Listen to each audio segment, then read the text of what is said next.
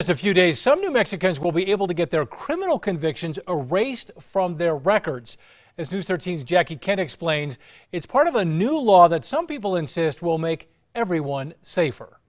I also spent about 10 years in prison for various things like shoplifting and various property crimes. Now years out of prison, Baron Jones says it was drug use that spurred his checkered past, which led to more problems. Having a criminal record, it's hard to get employment. He says he's about to petition the courts to get his criminal record wiped clean through the criminal record expungement law that goes into effect January 1st.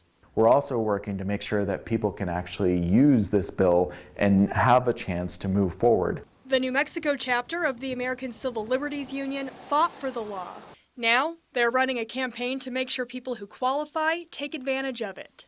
Those who cannot get their records cleared include people with convictions for DWI, embezzlement, sex crimes, crimes against children, and homicides. There are still lots of crimes that will be eligible for expungement, and the waiting periods for those crimes typically are based on how serious it is, and they range from 1 year all the way up to 10 years from the end of the last sentence. The civil rights group is also training service providers and attorneys to help convicts through the process.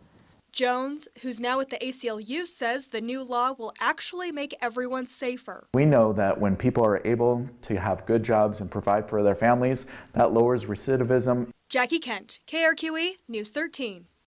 New Mexico is one of the last states in the country to pass this type of law. Prosecutors and police would still have access to past criminal records.